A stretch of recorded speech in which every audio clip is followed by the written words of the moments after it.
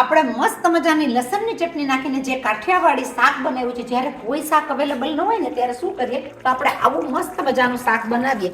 જો દહીંની અંદર ખટાશ ઓછી હોય તો થોડું એવું લીંબુ પણ આને આપણે લઈ લીધા છે કોથમીરના બનાવેલા મસ્ત મજાના ત્રિકોણિયા સોફ્ટ કૂણા માખણ જેવા પરાઠા.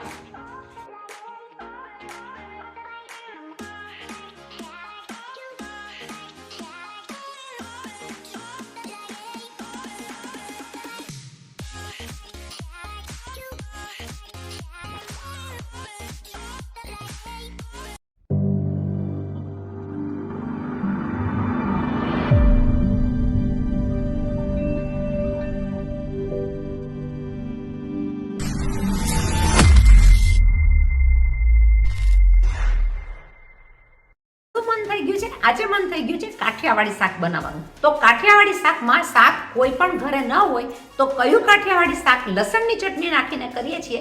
ચાલો મારા રસોડામાં જોવા જઈએ. 10 મિનિટમાં ફ્રી થઈ જવા જેવી રસોઈ. આપણું મજેદાર કાઠિયાવાડી શાક બનાવવા માટે મેં લઈ લીધું છે 3 ટેબલસ્પૂન તેલ. મીડિયમ ફ્લેમ ઉપર આપણું ગરમ તેલમાં આપણે લઈ લીધી અડધી ચમચી રાઈ, અડધી ચમચી હું લઈ લઈશ જીરું, એની સાથે હું લઈ લઈશ 1 કે 2 કટકા સૂકા મરચાં. સૂકા મરચાંની સાથે સ્વાદ વધારવા આપણે નાખી દઈશું અડધી ચમચી જેટલું લીલા મરચાં. પડી જશે હિંગ.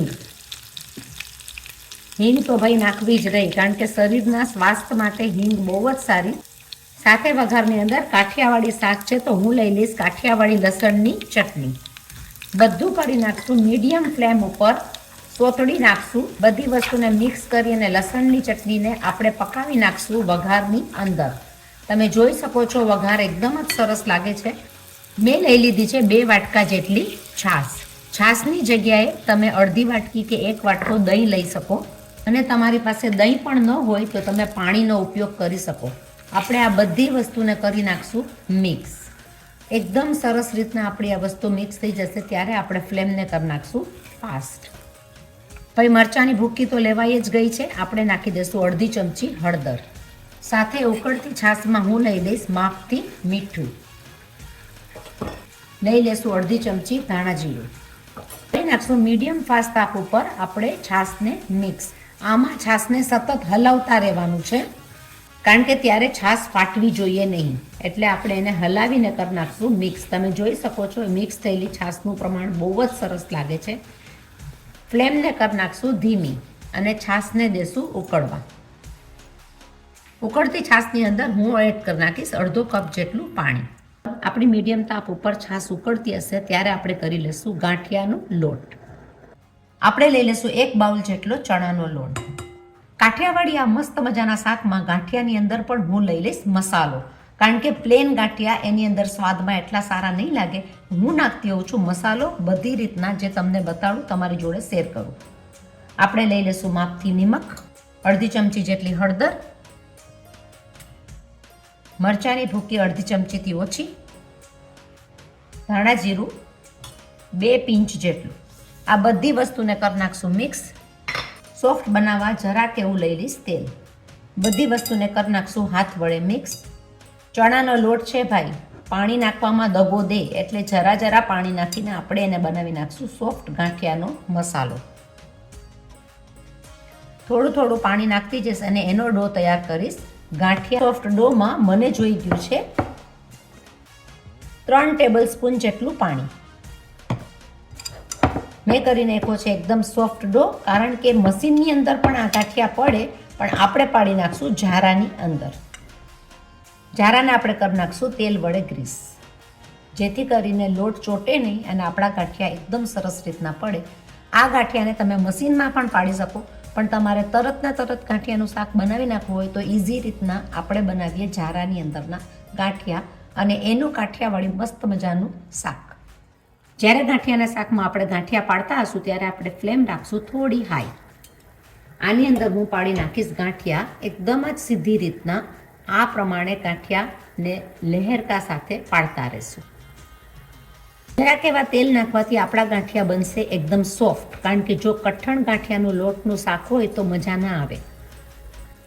આપણા ચડતા ગાંઠિયાની અંદર લોટમાં વધેલું પાણી જે છે એ આપણે અંદર કરી નાખશું મિક્સ. તમે જોઈ શકો આપણું આ શાક એકદમ સરસ તૈયાર થઈ ગયું છે. તેલનો ભાગ પણ ઉપર આવવા માંડ્યો છે. તો હું નાખી દઈશ એની અંદર ડેકોરેટ કરવા માટે ધાણા. ચલો, શાક તો બહુ સરસ મજાનું તૈયાર થઈ ગયું છે કાઠિયાવાડી. આપણે બનાવી નાખીએ પડવાળા પરાઠા. આપણે લઈ લઈશું 1 વાટકા જેટલો ઘઉંનો લોટ. આપણે બનાવી નાખશું પડવાળા પરાઠા. આપણે લઈ લઈશું એની અંદર નિમક. નિમક સાથે પરાઠાને સોફ્ટ બનાવવા માટે હું લઈ લઈશ 1 ટેબલ સ્પૂન જેટલું તેલ. બાંધી નાખશું થોડોક એવો, બાંધીને મિક્સ કરીને લોટ એકદમ સરસ મજાનો સોફ્ટ. જરા એવો લઈ લઈશું તેલવાળો હાથ. આપણે લોટને કૂણવી નાખશું અને રાખી દઈશું સોફ્ટ લોટને 10 મિનિટ માટે રેસ્ટ કરવા. હું લોટને ઢાંકીને રાખી દઈશ 10 મિનિટ રેસ્ટ કરવા. આપણે પરાઠાના લોટને એકદમ મસળીને કરી નાખશું એના લુવા. મસાડવાથી આપણા પરાઠા બનશે એકદમ સોફ્ટ. હું લઈ લઈશ એના નાના નાના લુવા. આ લુવાની ઉપર આપણે થોડો એવો લોટ છાંટી દઈશું. બનાવી નાખશું પડવાળા પરાઠા. આપણા પડવાળા પરાઠાને પડવાળા કરવા માટે હું લઈ લઈશ એમાં ઘી. પડ છૂટું પડે એની માટે આપણે લઈ લઈશું થોડું એવું લોટ. નાખી દઈશું વચમાં મસ્ત મજાના ધાણા. તમે મેથી પણ નાખી શકો. અલગ અલગ રીતથી આ રીતના આપણે બનાવશું ચોપડિયા પરાઠા.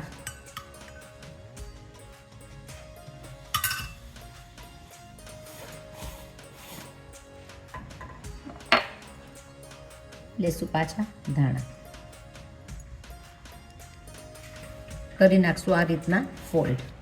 તમે જોઈ શકો છો કે પડ એકદમ છૂટા થશે અને આપણે બનાવી નાખશું એનું ત્રિકોણિયું પરોઠું. આ પ્રમાણે આપણે બધા પરાઠા બનાવી નાખશું. આ એકદમ જ સરસ મજાના પરાઠા લાગતા હોય છે સાદા પરાઠા કરતાં.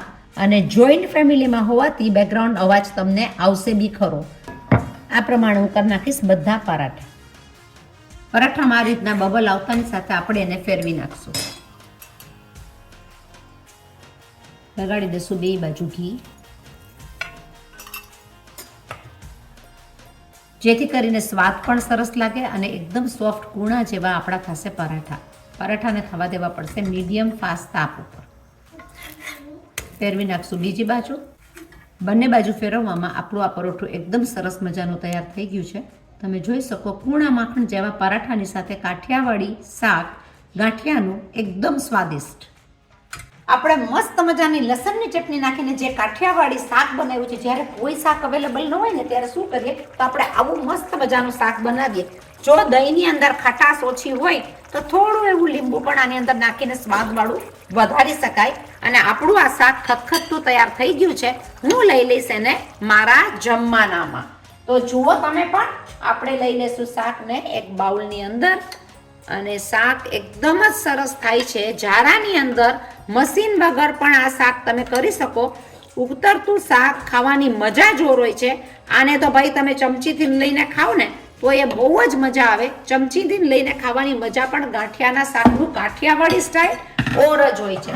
સાથે આપણે લઈ લીધા છે કોથમીરના બનાવેલા મસ્ત મજાના ત્રિકોણિયા સોફ્ટ કૂણા માખણ જેવા પરાઠા. તમે જોઈ શકો આપણું આ જમવાનું એકદમ સરસ તૈયાર થઈ ગયું છે. સહેલું સટ સાદું પણ સરળ રીતના જૂની સ્ટાઇલનું ખાવાની શાકની મજા જોર હોય છે. આની સાથે મરચા હોય, કાંદા હોય, અથાણા હોય તો શું જોઈએ બીજું મને કહો. આવી વસ્તુ બનાવવાની મજા જોર આવે તો શું કરશો? મારી ચેનલને સબસ્ક્રાઇબ કરો, લાઈક કરો, શેર કરો અને જલ્દી બીજાને પણ બધાને ફોરવર્ડ કરો. હું લઈ આવું છું તમારા માટે અલગ અલગ રેસીપી. ક્યાંથી? ઓસ્ટ્રેલિયાથી નવી રેસીપી લઈને આવીએ છીએ. આગળ ફોરવર્ડ કરજો. મળીએ છીએ પાછા બીજી અલગ રેસીપી સાથે.